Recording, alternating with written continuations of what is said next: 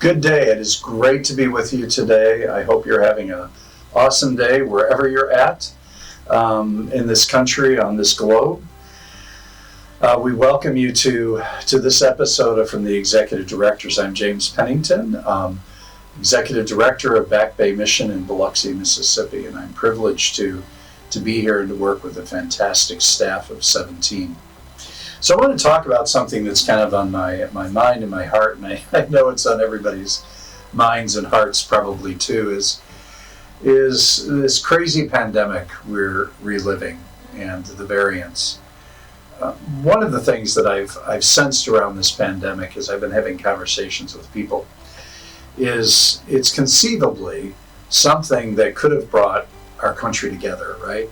And instead it seems like it's contributed to our growing political divides, and maybe it's around kind of values and ethics too, but it seems to really be divided around politics. And partisan affiliation is often the strongest single predictor of behavior and attitudes, it seems, around COVID-19, around the variants, right? Even more powerful than the local infection rates or demographic characteristics like age or gender or race or health status. And it's interesting, we're here in Mississippi, right? And I moved from Phoenix. And Phoenix, for a while, at least Arizona, was kind of the epicenter. It was kind of the epicenter of the pandemic a number of months ago. And it was even such a high rate there that they closed the border between New Mexico and Arizona, wouldn't let Arizonans into New Mexico.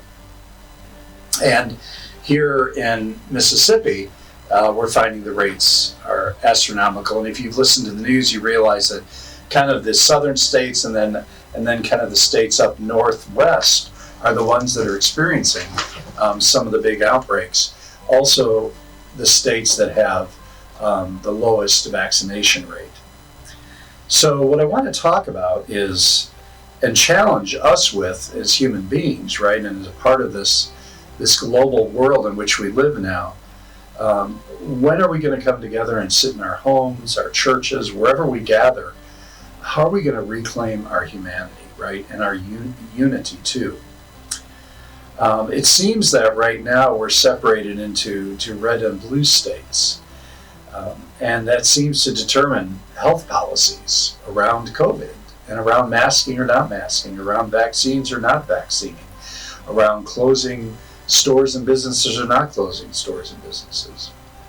And I'm really curious, at least my curiosity is asking me, when did public health become such a divided issue around party lines? Especially this being a global health issue, right? This isn't just the United States or just a few of the states. And it's occurred to me that we live very much in a black and white world. We live in a left and right world. We live in a right and wrong world, in and out world, conservative, liberal world. You have Christians and atheists. You have conservative, you have liberal. You have Christian and Buddhist or Muslim and Hindu. And why is it that we can't seem to come to the table and have a dialogue and do what is best for the whole, for everyone? A few weeks, and I might have shared a bit about this, I went to New Orleans. New Orleans was having a gathering of faith leaders, faith communities, organizations from Christian to Muslim to Hindu to Buddhist, and organizations to come together for a better New Orleans. I think what may be feeding some of this partisan division, and I had a conversation with a couple of staff this morning about it, is our rabid American individualism. Everybody's afraid of losing their rights, losing their choice, losing their freedoms, losing their right to choose. I go back to Helen Keller a lot because I think Helen Keller, being somebody who was visually challenged, probably thought very deeply and perceived very deeply with her other senses.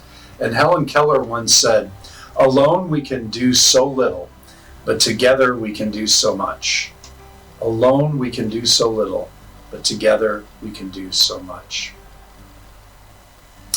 Yesterday, in fact, in the last couple of days, I've had opportunity to sit down in particular with three community influencers, individuals that I think are community influences here on the coast of Mississippi, leaders in our Biloxi Gulf Coast communities. One was a developer, a downtown developer. One was a pastor of an awesome black church here in the community. And one was the first black woman to be the general manager of a gaming casino that we know of, especially in Tunica, Mississippi, where my nephew lives. And then she was actually the general manager for a couple of the casinos here in Biloxi. And I had some amazing interaction with these three incredibly distinct and different individuals. And in our differences, we found our common humanity. We found our common interests that brought us together. And we focused on the common interests rather than on what divided us, right? We celebrated our diversity, but we found that common core value. And didn't let politics divide us, didn't let religion divide us. We talked, we listened, we shared, and our purpose was to create a better community here on the coast where people share their resources, right, so that everybody has and people aren't lacking. Where here on the coast we provide for one another, we support one another, and we care about one another. And as I was in the middle of those conversations, that Helen Keller quote came to mind. Alone we can do so little, together we can do so much. One of my staff this morning reminded us, though, that change comes slow, right? And that change doesn't happen overnight. But I would like you to ask yourself again, why is it that this pandemic, which could conceivably have brought our country and literally our globe together, has instead contributed to our growing political divides? Why hasn't this pandemic brought us together to, in a sense, fight and battle with our common enemy, the virus, right? Have you asked yourself, is this something that is simply in our DNA as humans? Do we want to be divided? Or do we really want to, at our very core, be unified? Do we want to be one people, or do we want to be isolated?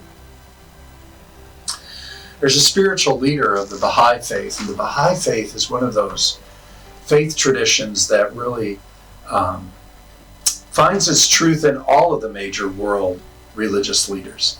I find it a really fascinating faith community. Their spiritual leader by the name of Baha'u'llah said this. He said, "So powerful is the light of unity that it can illuminate the whole earth." So powerful is the light of unity that it can illuminate the whole earth. So here's my point. If you follow those words, we find our unity, we find our common goal, we find our corporate well-being of the human race. If that was true, there would be such light and such hope and such brightness in the world, right? The thing that we're all looking for. Well, here at Back Bay Mission, we're too experiencing polarization within our own small organization of 17 folks. We're struggling with our diversity of thought, diversity of interpretation around the pandemic. We've put a mask mandate back in place.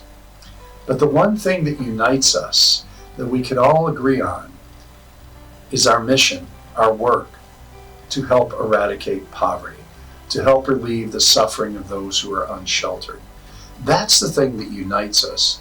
And that's what we need to keep in mind as we work together. And as we together kind of celebrate our own diversity, our differences, and some of that polarization that's leaking into Back Bay Mission. So I'm charging myself and our staff that we're going to take a much more holistic approach to the people we serve, to the unsheltered, to those living in poverty, those who need employment, who need food and clothing and showers and driver's license, to look at the whole person. And then also to realize that we are one together, that we are one people. I really like our staff, and we can always challenge ourselves, right, to be more compassionate, more graceful, more understanding, more merciful of each other, and have those hard conversations in the hopes that we can build bridges rather than walls. I always think, and I always say, be careful when building walls to protect yourself. Those same walls may cage you in. And I moved from a place like Phoenix, which it seemed everybody there had a fence or a wall. And I've noticed here we're not quite as enamored with fences and walls here on the coast. But I always thought it was strange because you could kind of pull into your suburban home, even your downtown home, with your connected garage, walk into your home and really avoid your neighbors and avoid any community. So I say be careful when building walls to protect yourself, because those same walls may cage you in. Taking care of your own family is good, taking care of your neighbor's family is better, and taking care of the families in your neighborhood is best. It's about not building walls. It's about building bridges and then taking care of those around us.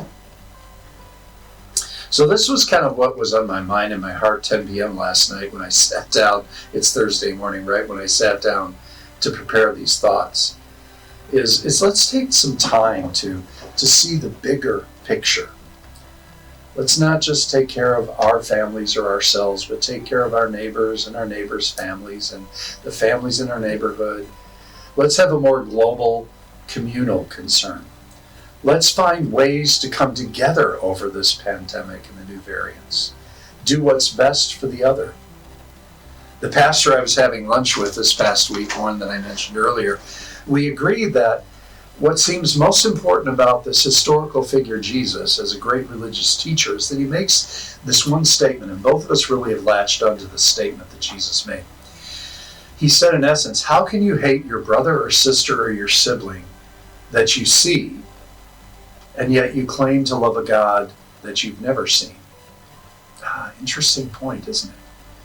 You know, Jesus, as I understand Jesus, was a Middle Eastern mystic. Jesus lived for the good of the community, for the good of all. He really seemed to spend so much of his time trying to release individuals and neighbors from oppressive religious and political leaders of the day. But above all, it was really about neighbor.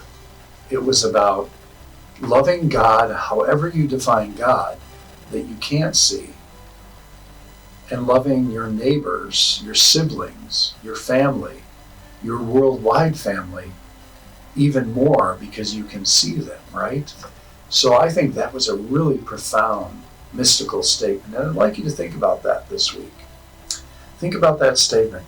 How can you hate your brother, sister, or sibling that you've seen, and then claim to love a God, Allah, whatever God you give, whatever name you give that God, that you've not seen? So think about that today, and feel free to share this message. Feel free to share these quotes. We invite you to give to Back Bay Mission, but especially give your energies for the good work that we do on the coast. Come down and do a work trip. We've got all sorts of safety procedures in place during COVID. And we're just really happy you're sharing this moment with me and really with the whole agency. So have a good day and be blessed.